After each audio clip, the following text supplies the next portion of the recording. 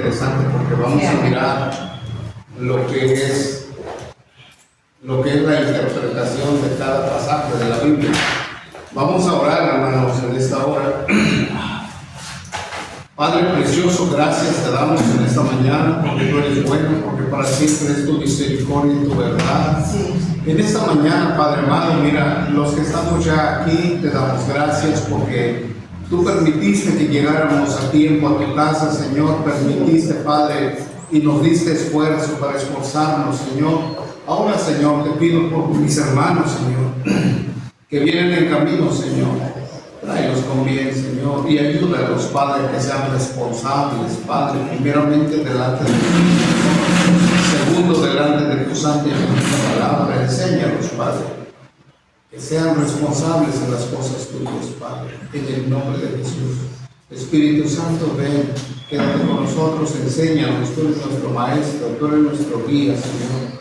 En el nombre que es sobre todo nombre, nosotros te damos gracias, te damos gloria, te damos honra y alabanza, Padre, porque tú eres bueno, Señor. Amén. Tu nombre es glorificado. Amén. Amén. Amén. Bueno, ya oramos, hermanos, siéntense, por favor, vamos en su lugar. Y empezamos con la pregunta, o mejor dicho, con la palabra: la paga del pecado es muerte. Y vamos a mirar cómo Dios sabe hacer las cosas bien.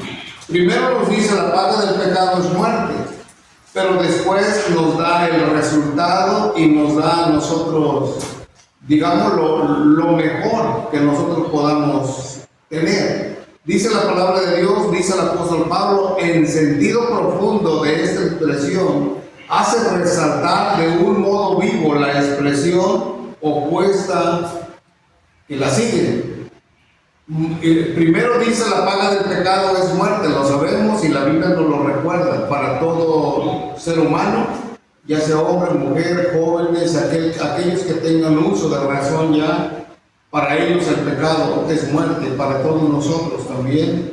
Pero luego vemos el texto, en el mismo texto tenemos la respuesta: mas la dádiva de Dios es vida eterna. Otro tanto sucede tratándose de la fe, cuando Juan dice: el que cree en el Hijo tiene vida eterna, pintando a lo vivo la importancia de la palabra creer por la expresión opuesta, gloria a Dios. Entonces vemos, número uno, la paga del pecado es muerte. Número dos, la recompensa por vencer el pecado es la dádiva de Dios, la vida eterna. Y luego nosotros miramos, en tercer punto, miramos que el Señor Jesús es, hermano, la expresión opuesta de lo que nosotros pensamos. Y luego, hermanos, la respuesta la tenemos aquí en estos textos que están abajo, que son las respuestas. Más el que es incrédulo, desobediente al Hijo, tenemos la tercera parte. No verá la vida, sino que la ira de Dios estará sobre él. Y tenemos todas las citas aquí. Sí. Donde entonces tenemos tres puntos: la paga del pecado, si vencemos el pecado, Dios nos da vida eterna. La otra parte, la tercera, es que si nosotros obedecemos al Señor Jesús, entonces nosotros tenemos la seguridad que la ira de Dios no caerá sobre nosotros. Algo bien importante. A veces una palabra que expresa una idea general y absoluta debase tomar en un sentido restrictivo según determine alguna circunstancia especial del contexto. Entonces, primero nosotros, para poder entender el pasaje que vamos a ocupar para predicar, tenemos que mirar el contexto, el texto donde nosotros vamos a basarnos en la plataforma, y luego el otro texto de más abajo. Entonces quiere decir que nosotros estamos tomando el texto de arriba, el del medio que nos va a ocupar, y el tercero para sacar información. Porque si nosotros nos basamos en un solo texto, no sacamos información. Tal vez la idea de nosotros, pero no como la Biblia nos lo recomienda. O sea, por ejemplo, cuando uno predica, no puede uno basarse en un solo texto. En un solo texto no, porque tienes que apoyarte en otros, pero que concuerden, o nosotros le llamamos compaginar. con el texto que tú sabes. Y el texto que nosotros agarramos para predicar se llama texto base. O sea que en la plataforma donde nosotros estamos parados y donde nosotros vamos a empezar a caminar. El texto, podemos leer el contexto y decía un hermano el pretexto, también que es el tercero, pero no es pretexto, es luz que nos da para poder entender un mensaje. Gloria a Dios. A veces una palabra que expresa una idea general y absoluta debe ser tomada en un sentido restrictivo según determine alguna circunstancia especial del texto. Y cuando nosotros decimos, leemos 3 textos para apoyarnos, pero también nosotros casi por lo regular todo predicador debe tener su diccionario bíblico, debe tener su compendio bíblico y debe tener también la concordancia. O sea, son 3 libros importantes que como predicadores nosotros debemos tener, porque estos 3 libros nos van a ayudar a poder extender nuestro mensaje. Amén. Entonces, número uno es el compendio, número 2, concordancia, y número 3, el otro, se me fue la ¿Diccionario? El diccionario bíblico. Gracias, hermano. El diccionario bíblico son 3 libros que haciendo un esfuerzo los podemos comprar. Sí son caros. Sí son caros, pero haciendo un esfuerzo los compramos, pero es un tesoro. Y los que están, por ejemplo, los que están así que se descargan, que también hay. Eso es lo mismo. ¿Es lo mismo? Es lo mismo. Sí, Ajá, descargan los libros esos y eso le va a dar mucha información. Ajá, porque sí hay para descargarlos. Sí, como hay. la Biblia, están de esos. Sí se puede descargar y así uno se ahorra el comprar un compendio. Es el compendio, es diccionario, concordancia, ¿y qué? Compendio. Y el compendio son 3 libros que se le recomienda a todo predicador. Amén. Porque con esos 3 libros nos da. Y habría un cuarto, pero es importante también, pero si podemos comprarlo o descargarlo estaría bien. Por ejemplo, están los libro de historia, es el 4º libro de historia. De preferencia con Flavio Josefo, el historiador Flavio Josefo. Es el libro de historia, hermanos. Conteniendo ese libro, nosotros nosotros sacamos información tanto del Antiguo Testamento como del Nuevo, porque Flavio Josefo abarca las 2 áreas, Antiguo y Nuevo, y nos da mucha luz. Seguimos adelante. Gloria a Dios. El conjunto de las declaraciones de las Escrituras es asunto de doctrina. Cuando David, por ejemplo, exclama, júzgame, oh Jehová. Cuando nosotros miramos esto, y si nomás predico yo en este texto voy a predicar, entonces yo en qué me voy a basar para yo decirle, hermanos, leamos este texto, aquí va a estar basada la predicación. Pero entonces yo no saco nada. Cuando dice David, por ejemplo, exclama, júzgame, oh Jehová. Y yo digo, ¿de qué me va a juzgar Dios? ¿De qué? Pero la respuesta la tenemos abajo, donde dice David, júzgame conforme a mi justicia y conforme a mi integridad. Lo que está diciendo David, la petición que David le está haciendo a Dios, le dice, Señor, no le está diciendo que lo juzgue de otras cosas, sino júzgame conforme, porque David sabe que su Dios y el Dios mío es justo. Y él dice, júzgame de acuerdo, no dice a tu justicia, sino conforme a mí, conforme a mi justicia y conforme a mi integridad. Lo que está diciendo David, tú sabes, Señor, y se lo dice David en un momento bien difícil que él estaba pasando, porque él estaba siendo perseguido por David, vivía en los campos, en los montes, en las cuevas. Vivía David, ¿por qué razón? Está siendo perseguido por Saúl. Por Saúl estaba siendo perseguido, por eso él dice, júzgame conforme a tu justicia, conforme a mi integridad. Lo que está diciendo el rey David, yo no he cometido pecado, Señor, no he pecado en contra de ti. Simplemente David, Saúl me anda persiguiendo porque tiene celos de mí. Me anda persiguiendo, Saúl me anda persiguiendo porque tiene celos de mí, me quiere matar.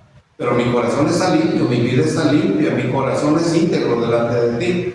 Entonces, es lo que nosotros, cuando nosotros pasamos por un problema, por una situación, por una circunstancia, podemos pedirle a Dios también, Señor, tú conoces, en primer lugar, tú conoces mi vida. Segundo lugar, yo conozco que soy íntegro delante de ti. Entonces, Señor, mira el problema en el cual estoy, júzgame tú, conforme a mi integridad y conforme a mi justicia, porque soy justo. Amén. Sí, nos damos a entender, ¿verdad? Ok. Y luego seguimos a otro punto. Hablando Jesús del ciego de nacimiento, dice: ni este pecó ni sus padres. Con lo que de ningún modo afirma Jesús que hubiera pecado. El ciego, aquel pobrecito que tenía muchos años ciego, nació ciego, quería ver la luz del día, no podía verla. Y mucha gente decía cuando lo miraba, ese ciego, si no pecó él, pecaron sus padres. O sea, era una maldición según la gente. Y aún los propios rabinos decían, es un pecado que cometieron sus padres o él. Pero no es así. Muchas de las circunstancias que pasamos como cristianos no es porque hayamos pecado, porque hayamos ofendido a Dios, sino porque Dios quiere manifestarse, Dios quiere recibir gloria y Dios quiere, hermanos, recibir alabanza. Amén. Entonces, con este ciego, gloria a Dios, no pecó él, dice la palabra. Pues existe el contexto, una circunstancia que limita el sentido de la frase a que no habían pecado para que tuviera la ceguera, como consiguiente castigo, según erróneamente pensaban hasta los discípulos pensaban esto. Pero no, hermanos, gloria a Dios. ¿Se dan cuenta cómo tenemos la respuesta ahí, la hermenéutica, de que no pecó él ni sus padres, sino para que el nombre de Dios fuera ensalzado y glorificado? Porque después de ser ciego, Dios lo sana y él mira perfectamente. Gloria a Dios. Seguimos otro punto, el orden. Al ordenar Santiago en el capítulo 5:14 que el enfermo llame a los ancianos de la iglesia y oren por él ungiéndole con aceite. Aquí muchas, quiero detenerme un poco y vamos a seguir adelante enseguida. Muchas doctrinas no creen en el aceite. Dicen ellos, eso era en el Antiguo Testamento, hermano. Pero en la palabra de Dios, en el Nuevo Testamento, encontramos nosotros que el aceite es importante para orar por un enfermo, no por un endemoniado. Por un endemoniado nosotros no podemos ungirlo. ¿De qué lo vamos a ungir? Ungimos a un enfermo. Ungimos cuando a alguien se le asigna un liderazgo.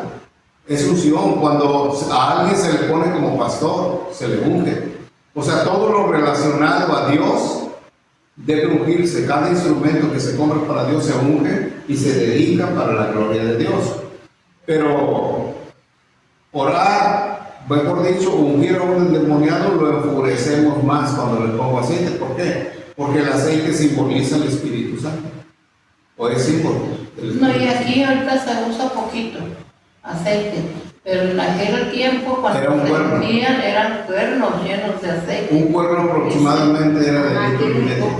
Ahí donde se bautizó Luis, ahí cada vez que pasamos a aprender, nos ungían a todos. Ajá.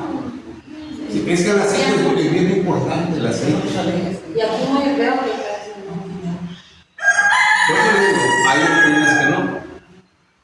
Pero bueno, lo que yo puedo decir es que yo no le hago caso a mi concilio. Él me puede decir, nosotros creemos en esto, ¿no? Pero yo al que le hago caso es a la palabra de Dios, no a mi concilio. Mi concilio solamente me ayuda para que yo tenga una cobertura, para que el gobierno no me cierre la iglesia, un ejemplo. Para eso es el concilio y para que yo lleve mis reportes, para que ellos sepan la existencia de la iglesia, cómo camina, cómo va.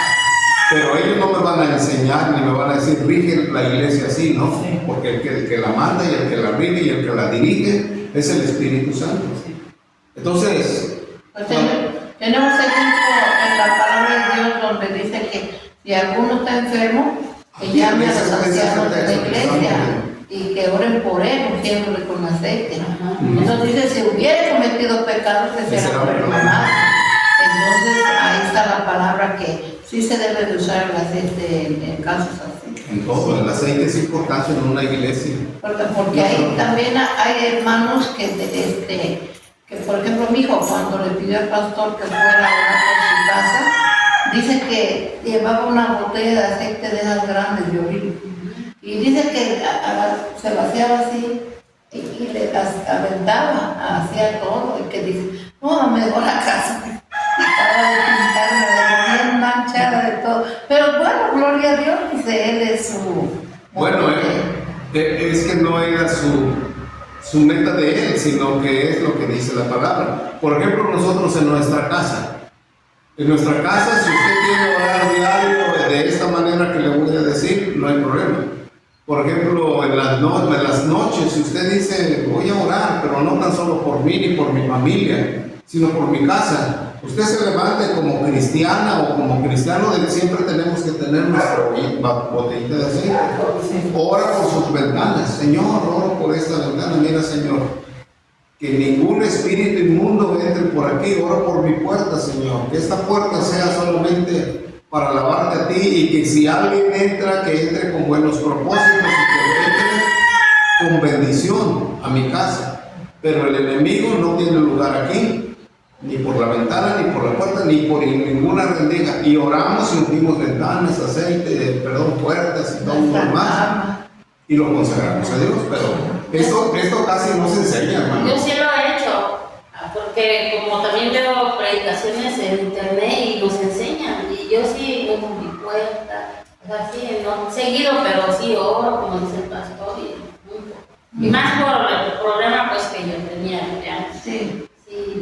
Sí le enseñan, pastor. No, hermano, sí, es que es importante. Miren, algo que les va a sorprender también, que nosotros el aceite en nuestra casa es bien importante, y cuando nosotros tenemos mascotas, orar por nuestras mascotas y ungirles los ojos con aceite. Ah, sí. Sí, hermano, ungir, claro que no es, sino toma poquito aceite, toma los ojitos del gato o del otro animalito, les se los unge. Señor, limpia esta vista, limpia este animalito, para que, es que el enemigo usa los animales. Algún día, si Dios me permite, traeremos un estudio que se llama Guías Espirituales. Y en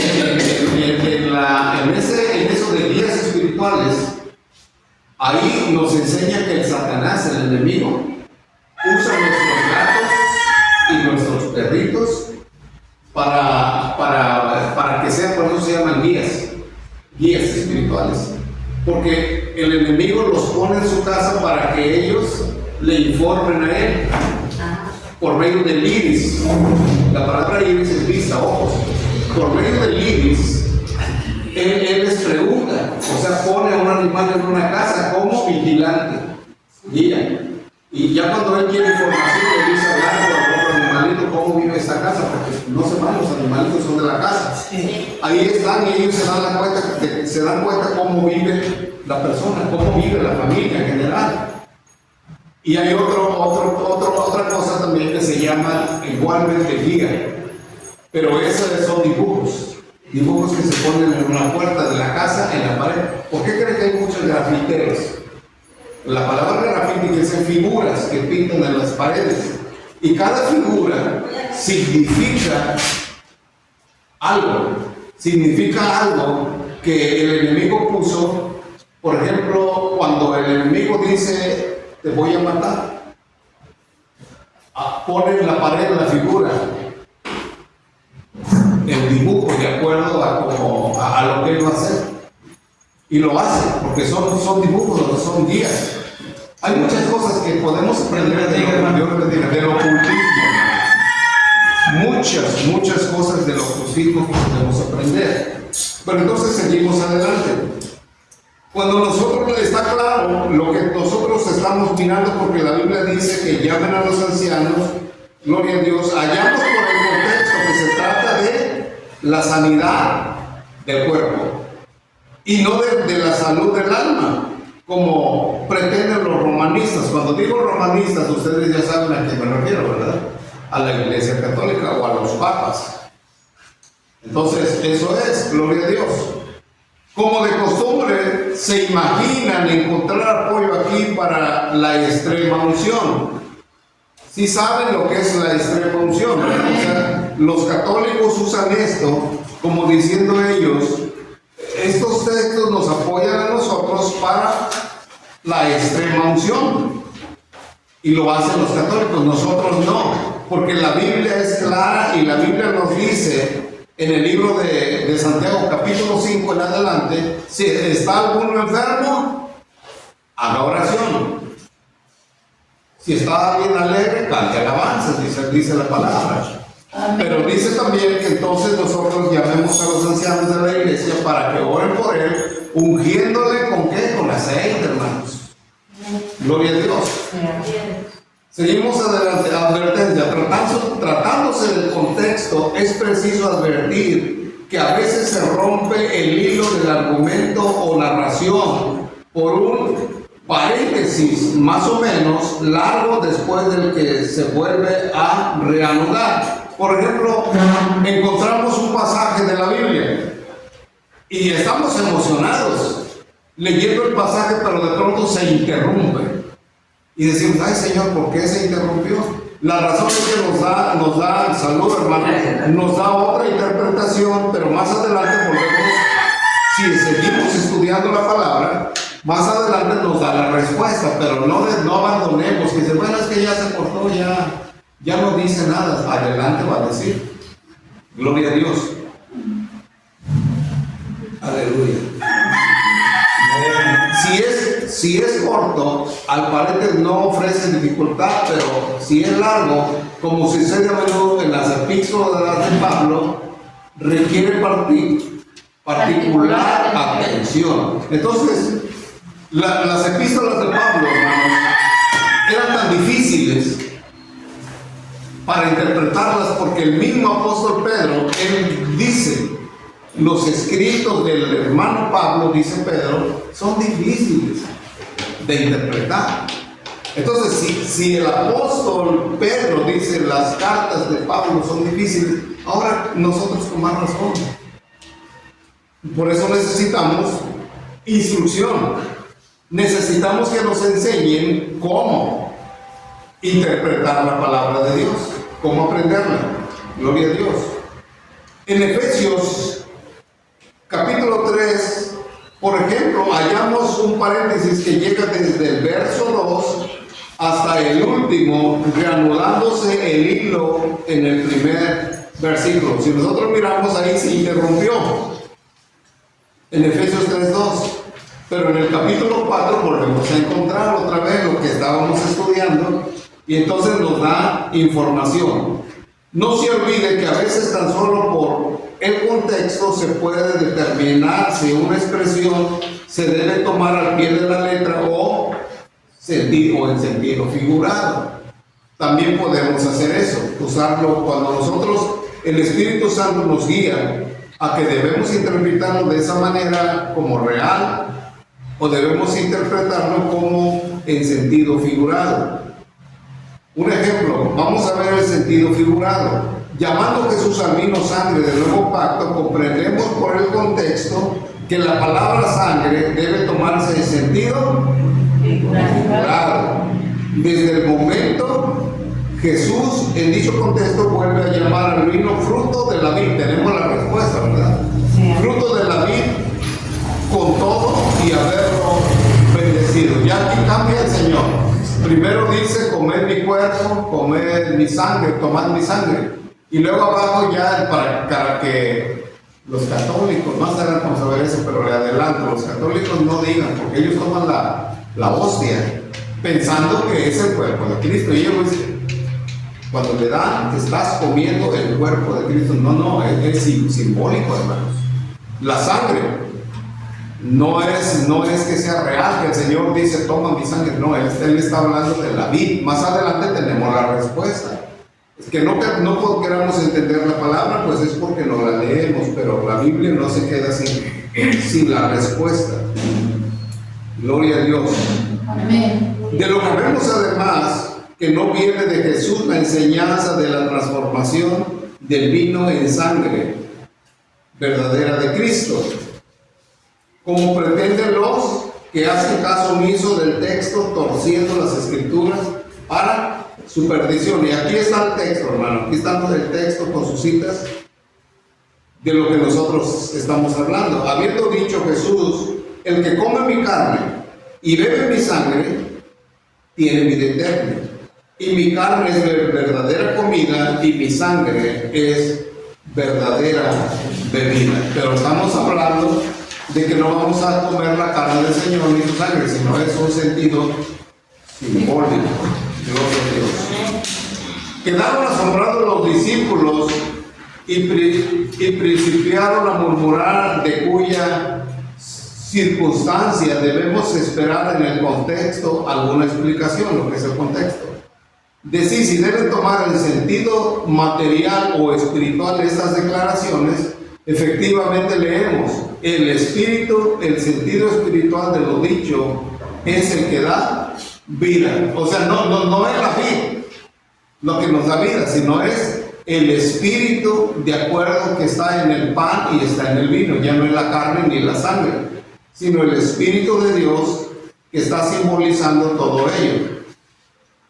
La carne, en sentido carnal, nada aprovecha. Comer la carne y beber la sangre equivale pues a apropiarse de la fe, el sacrificio de Cristo en la cruz. Lo que a mí me salva no es el vino. Claro que la Santa Cena es importante, hermanos. Por lo menos la Santa Cena se debe tomar cada mes. Y puede, o sea, digo, por lo menos. Pero puede tomarse, dice el apóstol Pablo, las veces que queráis. Pero regularmente todas las, bueno, no en todas, algunas la toman cada mes. Bueno, que hago cada año también. Pero... No, hermano, cada año es porque ahí los le doy un punto, casi aquí está una hermana que es de Piedra y dice que iba a tomar hasta Guadalajara, allá, pero el primer del mundo. Ajá.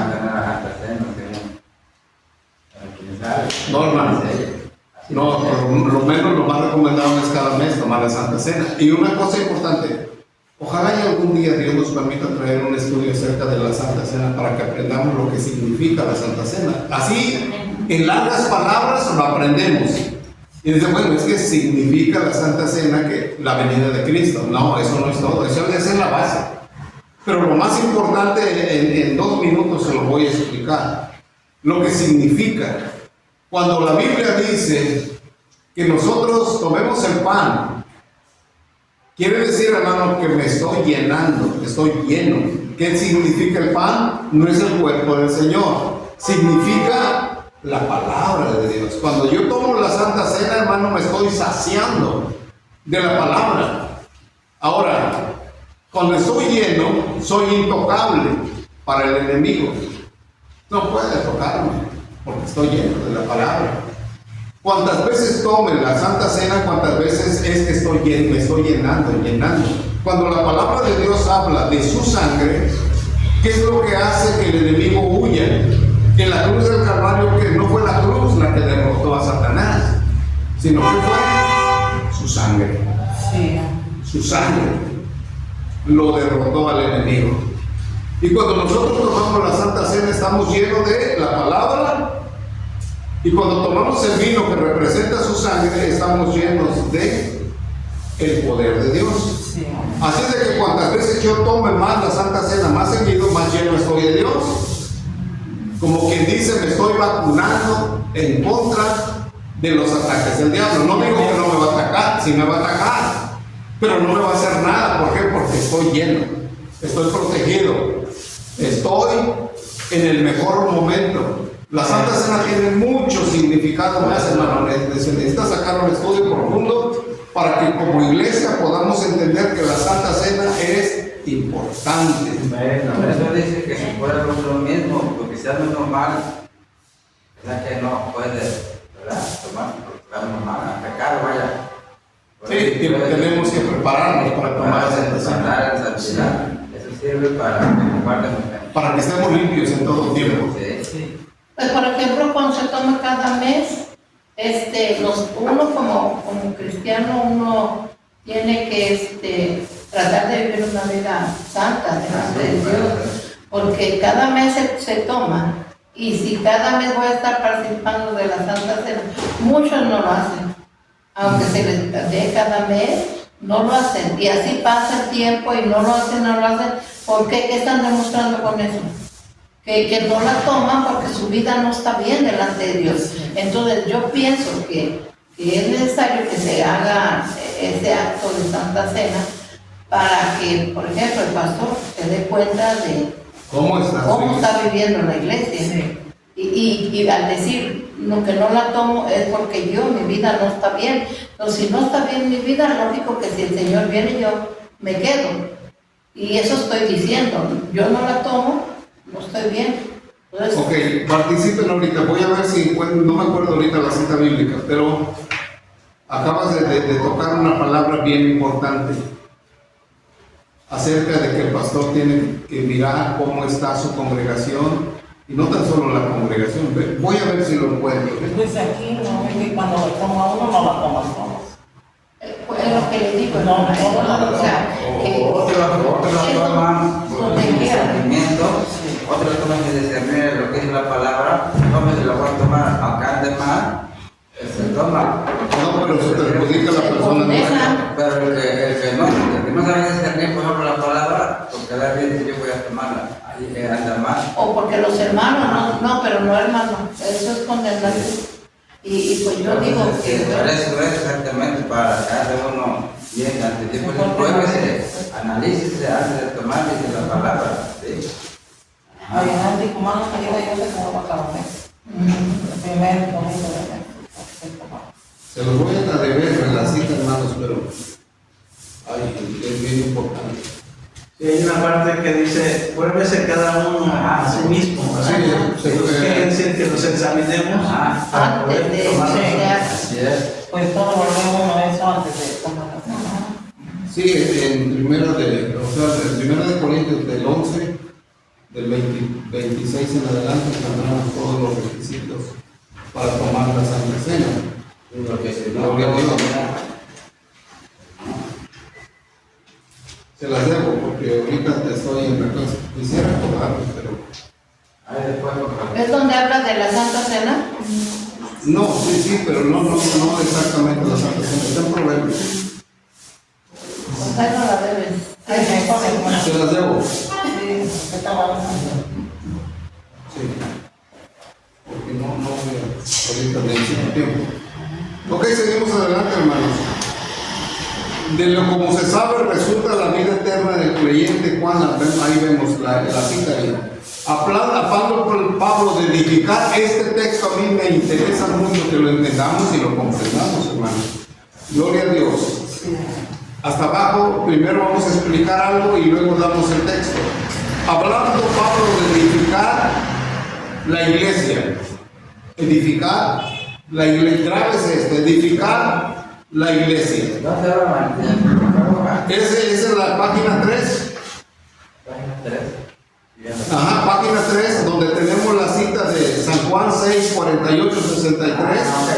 Es en el que sigue abajo, en el que sigue. Hablando Pablo de edificar los materiales de Dios con oro, plata, piedras preciosas, madera, heno, hojarasca. Vemos por el contexto que habla de Cristo mismo, del fundamento del edificio, y que deben tomarse estas palabras en sentido espiritual. O sea que miren, hermanos, Jesucristo es la base, es la piedra angular.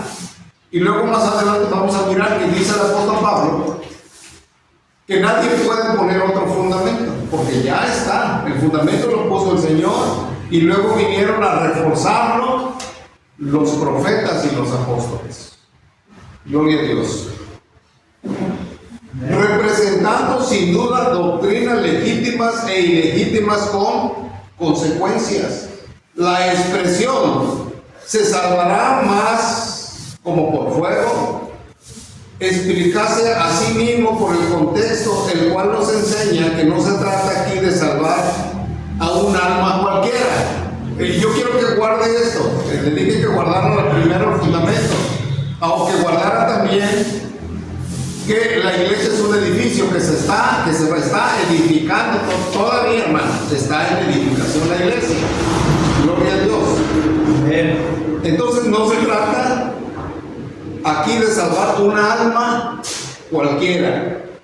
Esto es importante que lo sepamos, sino a siervos de Dios.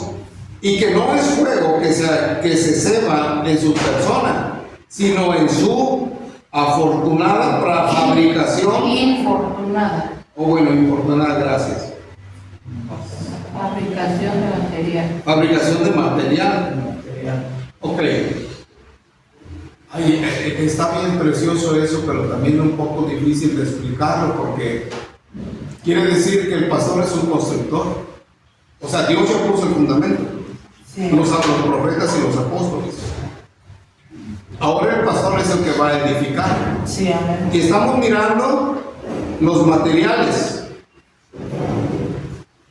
¿Con qué está edificando el pastor la iglesia? La iglesia que está en construcción todavía. No nos referimos a los bloques, a las varillas, no, ese es un edificio. Pero la iglesia se está edificando. ¿Y cómo la está edificando el pastor? Gloria a Dios. El primero la está edificando con oro, 2 con plata, 3 con piedras preciosas, madera, heno, hojarasca. ¿Con qué? Y vamos a mirar ahorita el resultado de todo esto, hermano. Es que ser pastor no es fácil. Ser pastor es una responsabilidad bien grande, no tan solo con su familia, sino con la iglesia. Y vemos adelante, hermanos. Gloria a Dios. Cualeno y hojarasca, además, que no es un fuego purificador, sino constructor, a saber, el fuego del escrutinio riguroso en el día de la manifestación de Cristo. Porque dice la Biblia que todos compareceremos ante el tribunal del Señor. Estos ministros de Dios se salvarán, pues, en el sentido de un arquitecto. Ahí hay una falta, hermano. En la catástrofe de la quema del edificio que está levantando. Ahí se da cuenta, hermano, que cómo se va a quemar un edificio. Si lo está construyendo con oro y con plata, ¿verdad que ese no se quema? No. Pero si lo construye con el hojarasca lleno, se quemará. Sí. Y yo no sé, yo traigo una pregunta. Quiero que me ayuden y me digan, hermano, ¿qué simbolizan los materiales? Por eso le dije hace un momento. Yo digo que los mismos miembros no. Como dice usted, que el pastor tiene que dedicar y los miembros son los que tienen que dedicar el pastor. ¿Sí? La vida del cristiano, ¿no? Depende de qué vida lleva, como decía la santidad, depende cómo está la vida del cristiano, pues de los miembros, ¿no? Ajá. No se trata mucho de los miembros. ¿No? O sea, es de la, o sea, por ejemplo, que Estamos hablando de uno que está el construyendo. pastor está, por ejemplo, o sea, ¿Con qué construir? llevando la sana doctrina. Número 1, sana doctrina. Y está edificando su iglesia con sana doctrina. Ahí entra, creo que ahí entra la madurez, el crecimiento, el desarrollo de cada miembro, ¿no? De la iglesia. Sí, Porque está edificando. depende de 2 cosas. Número 1, depende de la enseñanza del pastor. Sí. ¿Cómo está edificando? Sí. Si la enseñanza del pastor es hojarasca, si es heno, puede pasar 20 años una iglesia y no prospera. Depende del material que le está Sí, poniendo a la iglesia. Por eso les dije que pusieran cuidado. Por eso yo le dije que. Ajá. Como el albañil que luego le dicen pobre, ¿no? Depende del cimiento. Se cae. Usted. El cimiento ya está, hermano. Ahora nada más tiene que edificarla a la iglesia. Ah. Depende del material y el material es lo que yo le voy a poner. Sí, porque no es que tenía que ocupe Según la enseñanza, la doctrina y según lo que el pastor enseña. Por eso les puse un ejemplo hace un momento, que el pastor puede estar en una iglesia hasta 30 años y la iglesia es la misma, no prospera en conocimiento porque saben lo mismo de hace tantos años. No han prosperado, hermanos. Por eso la Biblia aquí, uno a veces no quisiera hablar cosas, pero la Biblia te dice que lo hables. O sea que la palabra de Dios nos está diciendo aquí que el constructor, de cómo está construyendo el constructor. Por eso nos habla de un arquitecto. Sí. Por eso el apóstol Pablo le enseñaba a Timoteo cómo debería de dirigir la iglesia. Él lo dice, ¿verdad? Como debe dirigir la iglesia, que se pusiera de ejemplo en todo, para que él pudiera llevar a esa iglesia. ¿O no así lo dice? El apóstol Pablo ponía de ejemplo, ¿verdad? A Timoteo. Le digo a Timoteo, ser imitadores de mí, así como yo lo soy de Cristo. Y que dice que nadie puede su juventud y se perfecta para que tenías que acá en la iglesia, me imagino, Timoteo. Ajá. O sea que en otras palabras, Dios nos está diciendo que ese pastor no se va a perder. O sea, da el Señor la promesa de que se va a salvar. Pero se va a quemar su iglesia. No se va a salvar porque la construyó de heno y hojarasca. Sí. Y depende de cómo esté el material. Por ejemplo, si un hermano ha tenido buena enseñanza y buena educación y buena madurez que se le ha enseñado, es difícil que se vaya al mundo. Es difícil que se vaya a pecar. Es difícil que le dé gusto al diablo. ¿Por qué? Porque dice, no, yo sé en quién he creído, como dice el apóstol. Yo sé dónde estoy parado. Yo conozco la palabra. Y el diablo no me va a engañar. Por eso dice la palabra que el edificio se va a quemar. Pero bueno, el pastor por amor y misericordia de Dios va a tener salvación, va a poder. Pero dice, su trabajo, ¿dónde quedó? ¿Creen ustedes que es fácil construir? Nada fácil. Se lleva tiempo, esfuerzo, dinero y de todo. Y de repente dicen, lo que construí ya se quemó. Pues sí, pero ¿con qué lo construiste? Si lo construiste con oro, no se va a quemar. Si lo construiste con plata, no se va a quemar. Pero si lo construiste con los otros materiales, se va a quemar, hermano. Gloria a Dios. Seguimos adelante, hermano. Gloria a Dios. No mediante la permanencia en el fuego, sino como por fuego. Solo los ciegos al contexto pueden soñar con el purgatorio en este pasaje. Aquí hay doble interpretación. Y la interpretación es la siguiente, la otra. De que los hermanos romanistas, ellos enseñan y dicen que para nosotros poder, cuando muere una persona, dice, y si fue pecador, lo que está, es el contexto, hermano, de lo que estamos hablando, y muere y fue pecador, entonces dice que, bueno, no creemos que haya sido salvo, pero para que tú estés seguro de ser salvo, hay un purgatorio, donde va a purgar sus faltas, sus pecados, y tiene que pasar un tiempo en el purgatorio, es lo que dicen ellos, pero la Biblia no nos enseña así. La Biblia nos enseña que no hay ninguna de esas cosas, ningún purgatorio, no hay nada de que cuando una persona muere y su alma murió en pecado, dicen también, enseñan ellos, depende del pecado que el pecador que haya sido, dice, bueno, con 5 misas lo sacamos del purgatorio. Dicen ellos, con 5 misas, depende cómo era pecador. 5 misas si está fuera, lo sacamos del purgatorio. Pero aquel ranchero dice, pero no tengo dinero, pero tienes vacas. Vende tus vaquitas y trae el dinero para sacarlo del purgatorio. ¿O quieres que se quede en el purgatorio para siempre? No, quiero que sea salvo. Cada misa te cuesta tanto. Y ya, qué sabios son estos hombres, porque ellos dicen, no, Ya falta poquito, con otra misa, otra más y lo sacamos. Son unos mentirosos, no Al saben. fin nomás están robando. Eso es cuando digo sabios en el sentido de Una familia de muerta. Es robo, ¿no? Sí. Seguimos adelante, hermanos, porque ya no nos faltan, ay, Señor, 10 minutos, menos. Gloria a Dios. Y ahí está la cita, hermano, Sí. Diciendo Pablo que la unión entre Cristo y la iglesia es tan íntima que somos miembros de su cuerpo, de su carne y de sus huesos. Aquí entramos en otro pasaje, en otra clase, hermanos. El contexto lo explica diciendo, a renglón seguido, mas yo digo esto con respecto a Cristo y a la iglesia. La unión íntima entre Cristo y su iglesia es pues el misterio.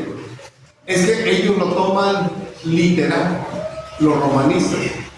Lo toman literal, dicen, no, es que la iglesia está casada con Cristo. No, es que hermanos, quiero decirles que nosotros todavía no somos la esposa de Cristo. ¿Qué somos en este momento para Cristo? La novia. Somos la novia, en la cual nosotros estamos tan enamorados de Él y Él de su iglesia, Sí. que él, hermano, está preparando el mejor lugar para llevar a su novia y convertirla en su esposa. Preparando la mejor habitación, las mejores cortinas, las mejores sábanas, la mejor cama, la mejor cena que va a haber. O sea, él está preparando todo, hermano. Pero los romanistas dicen, no, es que ya nosotros somos la esposa. No, todavía no, hermanos. Nosotros somos la novia todavía, gloria a Dios. Que debe reunir una tan estrecha como entre el marido y la esposa. Continúa este misterio es grande, dice el apóstol. ¿Qué misterio? El contexto lo explica diciendo, a renglón seguido, mas yo digo pues, con respecto a Cristo y a la iglesia, la unión íntima entre Cristo y la iglesia es pues el misterio. Y vamos a resolver ese misterio, porque el apóstol así nos dice, pero más adelante nos da la salida. En la unión entre marido y mujer, que por cierto no es ningún misterio, pero los romanistas no solo dan al tratarse con el contexto, sino que traducen la expresión así. Este sacramento, y ellos lo llaman sacramento. Gloria a Dios. Y para nosotros no es un sacramento. Añadiendo en nota explicativa que la unión de marido con la mujer es un gran sacramento, dicen ellos. De este modo, traducido, mal interpretado, peor, hayan aquí fundamento para lo que llaman el sacramento del matrimonio.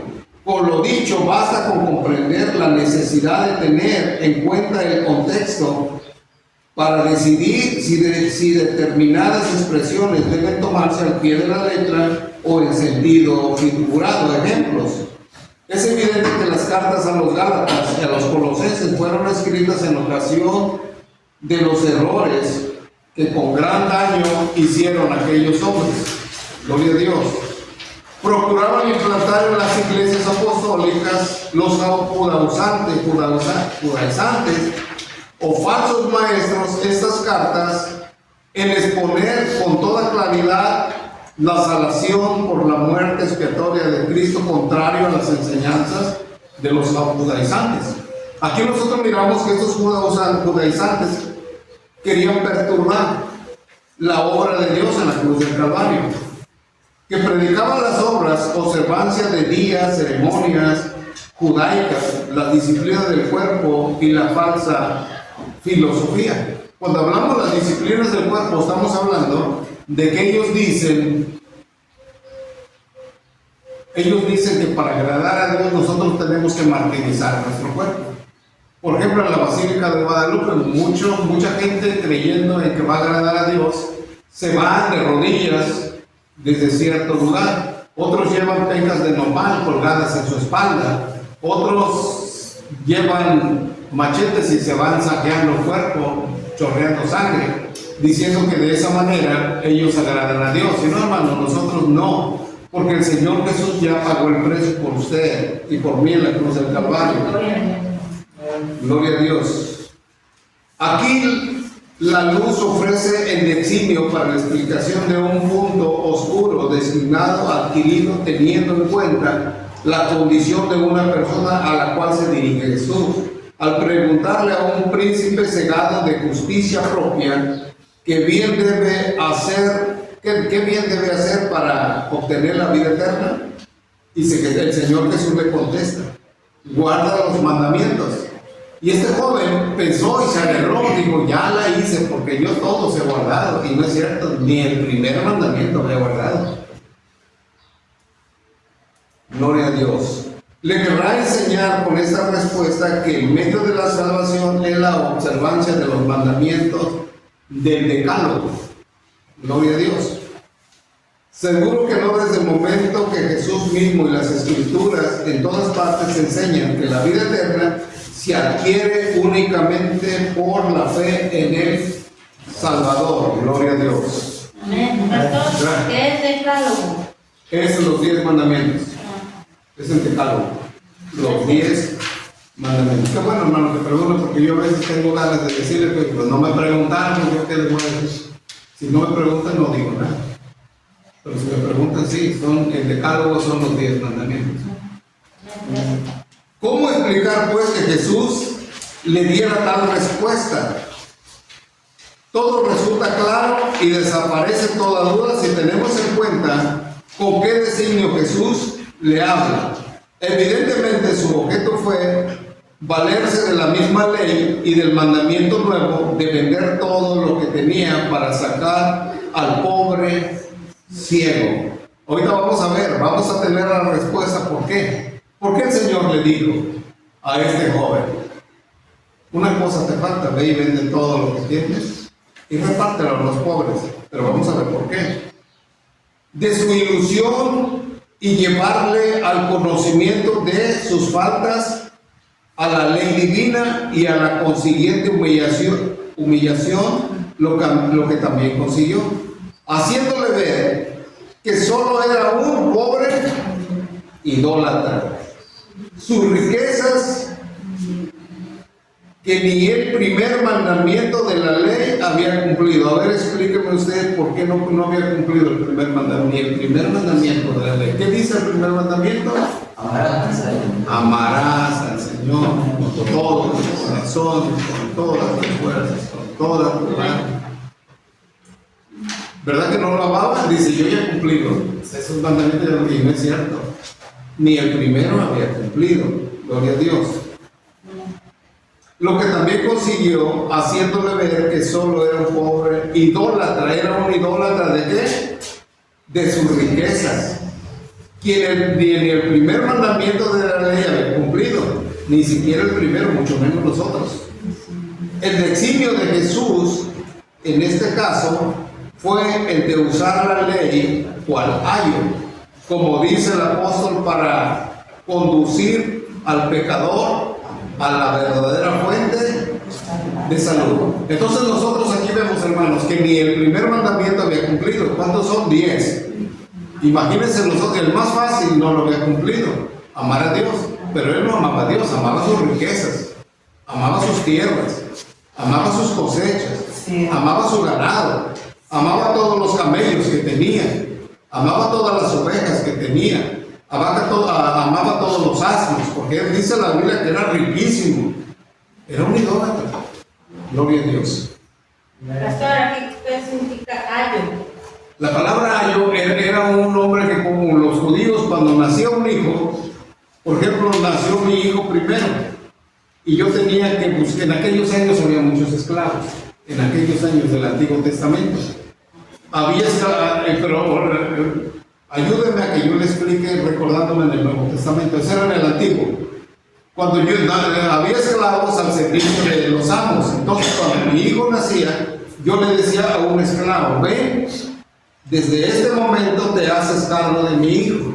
Desde este momento eres su ayo. Le vas a ayudar, le vas a enseñar el decálogo, le vas a enseñar la palabra, lo vas a enseñar a conducirse. Se terminaba su trabajo del ayo hasta que él cumplía, mi hijo, un ejemplo, mi hijo cumplía 13 años. Entonces el esclavo quedaba libre, dice, ya terminé, ya lo eduqué. ¿Por qué? Porque el judío a los 13 años le hacen una fiesta a un joven que se llama Barzibá. Y en el Barzibá, a los 13 años, ese niño le hacen un fiestonón y lo pasan a una mesa, le ponen una, no recuerdo ahorita, le ponen algo en su brazo, en la frente. Y ya a los 13 años él ya se sabe la ley, ya sabe la palabra, ya sabe el decálogo, ya sabe todo. Entonces aquel hombre que fue ayo dice, gracias a Dios ya terminé con mi trabajo que se me fue dado. Eso es en el Antiguo Testamento, sí le explicaron. Sí. Okay, ahora en el Nuevo, dice el apóstol Pablo que en el Nuevo Testamento ya no necesitamos un esclavo, un ayo, para disciplinarnos a nuestros hijos o a nosotros. Para nosotros, hoy en el Nuevo Testamento, el ayo es el Espíritu Santo. Él es el ayo, el que nos dirige, el que nos enseña, el maestro de nosotros, ese es nuestro ayo, el Espíritu Santo. ¿Verdad que lindo, hermanos? Esta materia a mí me encanta. Me gusta porque es la interpretación de la Biblia. Dios les bendiga, hermanos. Vamos a ponernos de pie. Gracias por su atención. Gracias por su... Vamos a ponernos de pie. Y vamos a darle gracias a Dios porque Él nos permitió estar una hora aquí en su presencia y Él ha sido el maestro, Él nos ha enseñado y la gloria sea para Él. Amén. Padre, gracias, Señor, te doy en el nombre de Jesús por cada uno de mis hermanos, Señor, que ha estado aquí con nosotros, Señor, y principalmente contigo porque tú eres el maestro de maestros, Señor. Gracias, Padre, por las clases que nos permites tener, Señor Jesús. Ahora, mi Padre amado, Señor, te damos gracias por todo. Y de antemano, Señor, pedimos que bendigas ese café que vamos a tomar con ese pan, Señor. Bendícelo y que sea de beneficio a nuestro cuerpo físico, Padre. En el nombre precioso de Jesús, te doy gloria, te doy honra, te doy alabanza, Señor. Te doy imperio, te doy señorío, Padre. Gracias. En el precioso nombre de Jesús. Amén. Gloria a Dios. Dios les bendiga, hermanos. Gracias por todo. Y los esperamos allá arriba. Angelito, te bendiga. Dios la bendiga.